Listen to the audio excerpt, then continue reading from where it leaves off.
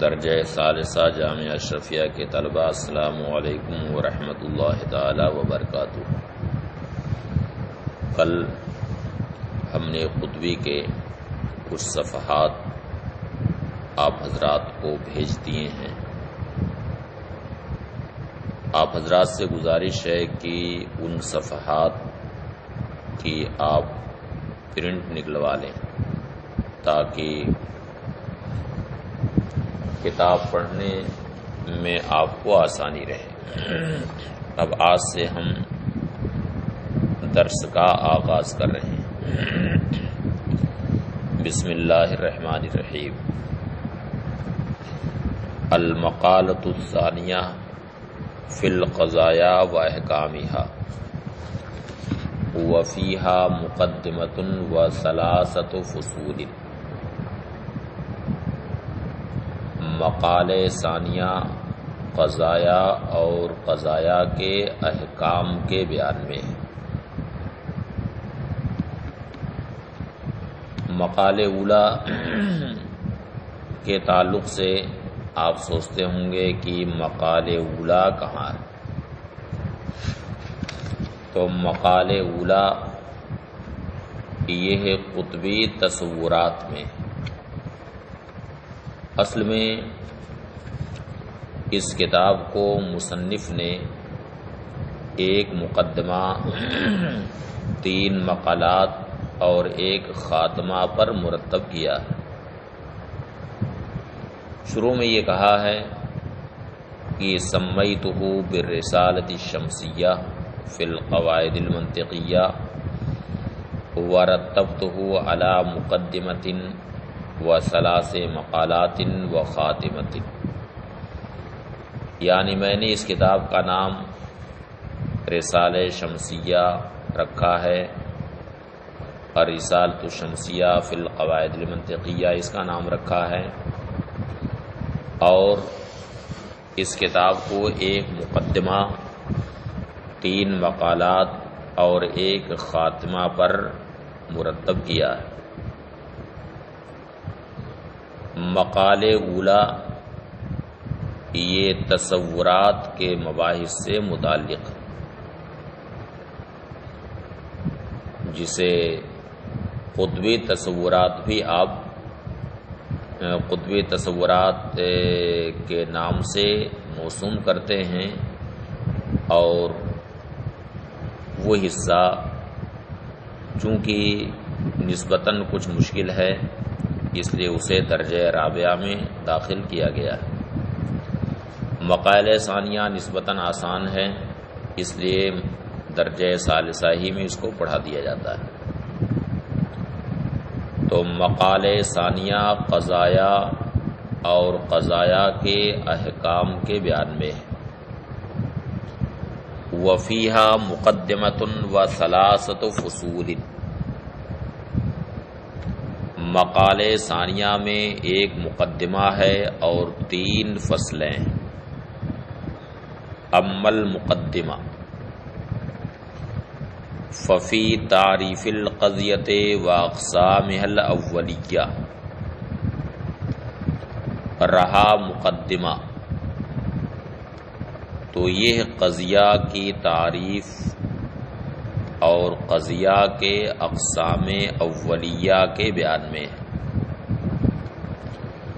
یعنی مقدمے کے اندر قضیہ کی تعریف ہوگی اور قضیہ کے جو اقسام اولیہ ہیں، یعنی جو بالذات اور اصالتاً قضیہ کے اقسام ہیں ان کا بیان ہوگا۔ قضیہ کی تعریف مصنف نے کی، القضیۃ قول یصح ان یقال لقائلہ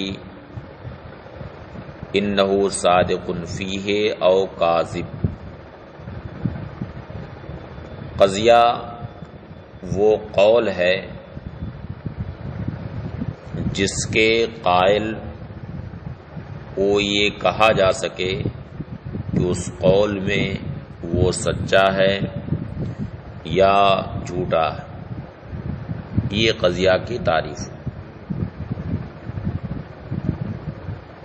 قضیہ کی تعریف ان الفاظ میں بھی ہوئی ہے کہ القضیۃ قول یحتمل الصدق والکذب، یعنی قضیہ وہ قول ہے جو صدق و کذب کا احتمال رکھے. ان الفاظ میں بھی قضیہ کی تعریف ہوئی ہے. یہاں پر مصنف نے قضیہ کی تعریف اس طور سے کی ہے کہ قضیہ وہ قول ہے جس کے قائل کو اس میں صادق یا کاذب کہا جا سکے. قضیہ کی اولاً یعنی ابتداءً دو قسمیں، حملیہ اور شرطیہ. حملیہ کی بھی تعریف مختلف الفاظ میں ہوئی ہے. مصنف یہاں حملیہ کی تعریف کرتے ہیں کہ ان حلت بطرفیہا الی مفردین، یعنی قضیہ اپنے طرفین کے ساتھ دو مفرد کی طرف اگر منحل ہو، یعنی انحلال کے بعد اگر قضیہ کے دونوں طرف دو مفرد ہوں تو وہ حملیہ، اور اگر انحلال کے بعد قضیہ کے دونوں طرف دو مفرد نہ ہوں تو اس صورت میں وہ قضیہ شرطیہ. انحلال یہ باب انفعال سے، انفعال کا یہ مصدر. تحلیل کسی بھی شے کی تحلیل کا مطلب ہوتا ہے ابطال الصورہ، یعنی اس کی صورت کو ختم کر دینا. تو کسی بھی قضیہ کی تحلیل کا مطلب یہ ہوتا ہے کہ اس کی صورت کو بدل دیا جائے. مثلا شرطیہ اگر وہ قضیہ ہے تو ادوات شرط کو حذف کر دیا جائے تاکہ شرطیہ کی صورت باقی نہ رہے. اور حملیہ ہے تو اس میں جو لفظ باہمی رابطے پر دلالت کرے اسے حذف کر دیا جائے تو یہ اس قضیہ کی تحلیل ہوگی. تو انحلال کے بعد یعنی قضیہ کی صورت مسخ کرنے کے بعد اس کے دونوں طرف اگر دو مفرد ہوں تو وہ حملیہ ہے، اور اگر دو مفرد نہ ہوں تو وہ شرطیہ. عبارت دیکھیے، عمل مقدمہ ففی تعریف القضیۃ واقسامها الاولیہ. رہا مقدمہ تو یہ قضیہ کی تعریف اور اس کے اقسام اولیہ کے بیان میں. القضیۃ قول یصح ان یقال لقائلہ انہ صادق فیہ او کاذب. قضیہ وہ قول ہے جس کے قائل کو اس قول میں صادق یا کاذب کہا جا سکے. وہیا حملیۃ ان انحلت بطرفیہا الی مفردین. قضیہ حملیہ ہے بشرطے کہ اپنے طرفین کے ساتھ دو مفرد کی طرف منحل ہو. کا قول کا زید عالم و زید لیس بعالم. یہ دونوں حملیہ کی مثال. پہلی مثال موجبہ کی ہے، دوسری مثال سالبہ کی. وشرطیۃ ان لم تنحل، اور قضیہ شرطیہ ہوگا لم تنحل اے ان لم تنحل الی مفردین، یعنی دو مفرد کی طرف اگر منحل نہ ہو۔ مطلق یہاں انحلال کی نفی نہیں ہے بلکہ انحلال الی مفردین کی نفی، یعنی قضیہ اگر دو مفرد کی طرف منحل نہ ہو تو شرطیہ۔ اقول لما فرغ عن مباحث القول الشارح شرع فی بیان مباحث الحجہ، جب مصنف قول شارح کے مباحث سے فارغ ہوئے تو حجت کے مباحث کا بیان شروع کیا۔ ولما توقفا معرفتها على معرفت القضایا و احکامها وضع المقالۃ الثانیہ لبیان ذالک، یعنی اصل مقصود چونکہ مباحث معرف اور مباحث حجت ہیں، جن میں مقال اولا مباحث معرف پر مشتمل ہے اور مباحث حجت یہ مناطقہ کا دوسرا مقصود ہے، مگر چونکہ مباحث حجت کی معرفت قضایا اور قضایا کے احکام کی معرفت پر موقوف ہے، یعنی جب تک قضایا کی معرفت نہ ہو جائے اور قضایا کے احکام جب تک معلوم نہ ہو اس وقت تک حجت کی معرفت نہیں ہو سکتی، کیونکہ حجت اصل میں قضایا ہی سے مرکب ہوتی ہے، تو جب تک قضایا کی معرفت نہ ہو، قضایا کے احکام کی معرفت جب تک نہ ہو اس وقت تک حجت کے مباحث کو نہیں سمجھا جا سکتا۔ اس لیے مصنف نے قضایا اور قضایا کے احکام کی معرفت کے لیے مقال ثانیہ کو رکھا ہے اور مقال ثانیہ کو ایک مقدمہ اور 3 فصلوں پر مرتب کیا۔ شارح کہتے ہیں اقول لما فرغ عن مباحث القول الشارح شرع فی بیان مباحث الحجہ، جب مصنف قول شارح کے مباحث سے فارغ ہوئے تو حجت کے مباحث کا بیان شروع کیا۔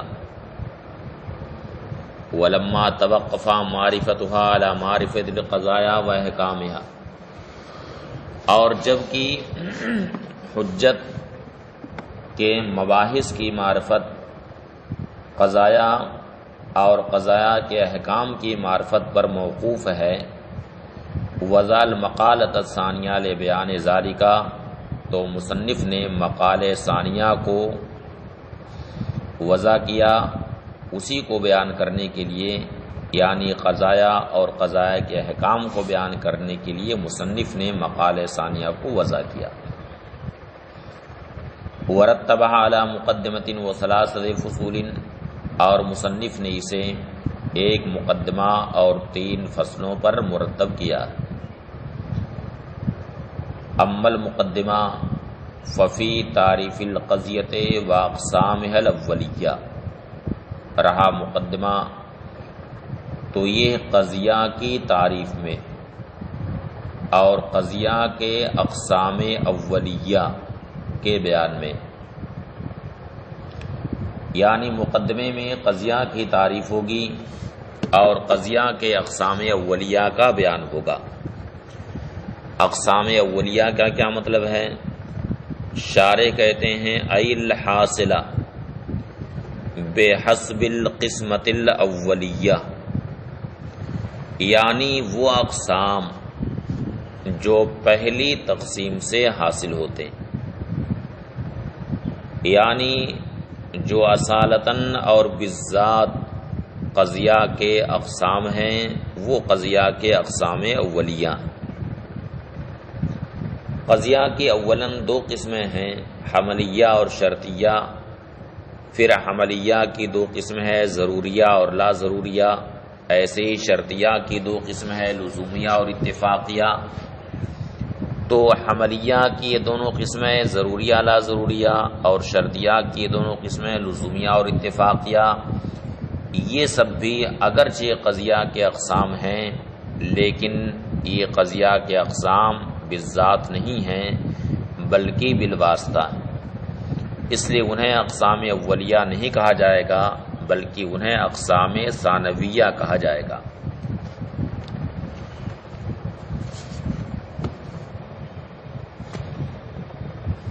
ای الحاصلہ اما المقدمہ ففی تعریف القضیۃ و اقسامہ الاولیہ، رہا مقدمہ تو یہ قضیہ کی تعریف میں ہے اور اس کے اقسام اولیہ کے بیان میں ہے۔ ای الحاصلہ بحسب القسمت الاولیہ، یعنی وہ اقسام جو پہلی تقسیم کے اعتبار سے حاصل ہوتے ہیں۔ فإن القضیۃ تنقسم اولا الی الحملیہ والشرطیہ، کیونکہ قضیہ اولاً حملیہ اور شرطیہ کی طرف منقسم ہوتا ہے، ثم الحملیہ تنقسم الی ضروریہ ولا ضروریہ، پھر حملیہ منقسم ہوتا ہے ضروریہ اور لا ضروریہ کی طرف، مثلا والشرطیہ الی لزومیہ و اتفاقیہ، اور شرطیہ منقسم ہوتا ہے لزومیہ اور اتفاقیہ کی طرف۔ فاقسام الحملیۃ والشرطیہ ہی اقسام للقضیہ الا انہا لیست باقسام اولیہ، تو حملیہ اور شرطیہ کے اقسام وہ بھی قضیہ ہی کے اقسام، مگر وہ قضیہ کے اقسام اولیہ نہیں، بل اقسام ثانویہ، بلکہ وہ اقسام ثانویہ۔ اے انما تنقسم القضیۃ الیہا ثانیا، یعنی قضیہ ان اقسام کی طرف ثانیا منقسم ہوتا ہے، ورنہ اولاً قضیہ کا انقسام حملیہ اور شرطیہ ہی کی طرف ہے، باقی حملیہ اور شرطیہ کے جو اقسام ہیں ان اقسام کی طرف قضیہ کا انقسام اولاً اور بالذات نہیں ہے بلکہ ثانیاً۔ انما تنقسم القضیۃ الیہا ثانیاً، یعنی قضیہ ان اقسام کی طرف ثانیاً منقسم ہوتا ہے بواسطۃ ان الحملیۃ والشرطیہ تنقسمان الیہا، اس واسطے سے کہ حملیہ اور شرطیہ ان اقسام کی طرف منقسم ہوتے ہیں۔ فالغرض من وضع المقدمۃ ذکر الاقسام الاولیہ، تو مقدمہ کے وضع سے مقصود، مقدمہ کے وضع سے غرض اقسام اولیہ کا بیان، اے اقسام القضیۃ بالذات، یعنی جو قضیہ کے بالذات اقسام ہیں انہی کا بیان کرنا مقصود ہے، لا اقسام و اقسامہ، نہ کہ قضیہ کے اقسام کا بیان، یعنی وہ مقصود نہیں ہے۔ فالقضیۃ قول یصح ان یقال لقائلہ انہ صادق فیہ او کاذب، تو قضیہ وہ قول ہے کہ جس کے قائل کو یہ کہا جانا صحیح ہو کہ وہ اس میں سچا ہے یا جھوٹا، یہ قضیہ کی تعریف ہوئی۔ اب اس تعریف میں جو الفاظ آئے ہیں، جو قیدیں لگی ہوئی ہیں، ان قیدوں کی تشریح شارح اب یہاں سے کرتے ہیں اور کہتے ہیں کہ القول فالقول وهو اللفظ المرکب، یعنی قول قضیہ ملفوظہ ہے تو لفظ مرکب کو کہیں گے، اور قضیہ معقولہ ہے تو اس مفہوم عقلی کو قول کہیں گے جو مرکب۔ یہ جنس ہے۔ یشتمل الاقوال التامہ والناقصہ، یہ ہر قسم کے اقوال کو شامل، اقوال تامہ ناقصہ سب کو یہ شامل۔